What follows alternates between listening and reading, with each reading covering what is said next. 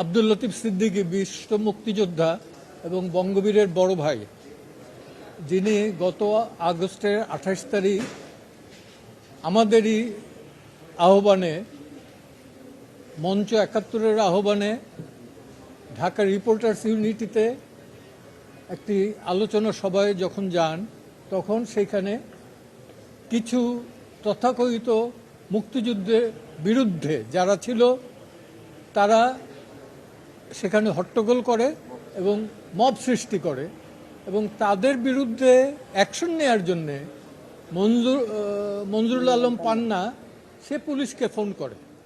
Police আসার পরে যেটা হয়, মব সৃষ্টিকারীদের গ্রেপ্তার না করে গ্রেপ্তার করে নিয়ে যায় এইখানে উপস্থিত 16 জনকে।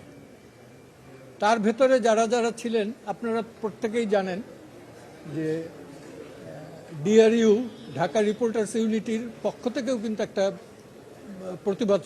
প্রতিবাদ লিপি দেওয়া হয়েছে।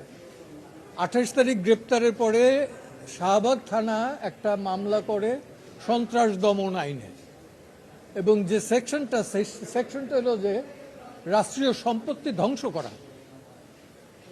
তো কোর্টে আমরা এগুলো দেখাইলাম যে এই অবস্থা, এবং এটা তো well reported by the newspaper এবং মিডিয়া, যে কারণে কোর্টে বললো যে এদের সাথে তো এদের কোনো সম্পর্ক, এটা কি নষ্ট করছে, কি বিনষ্ট করছে।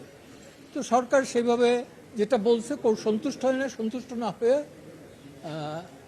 আজকে বীর মুক্তিযোদ্ধা লতিফ সিদ্দিকী এবং মঞ্জুরুল আলম পান্নাকে জামিন মঞ্জুর করেছেন, তবে লিখিত এটা উনি রোববারে দিবেন। সামনে আছে জোর লড়াই, মুক্তিযুদ্ধ বনাম মুক্তিযুদ্ধ বিরোধী। সেই লড়াইয়ে যাতে আমরা জিততে পারি, জিতবো, এতে কোনো সন্দেহ নাই।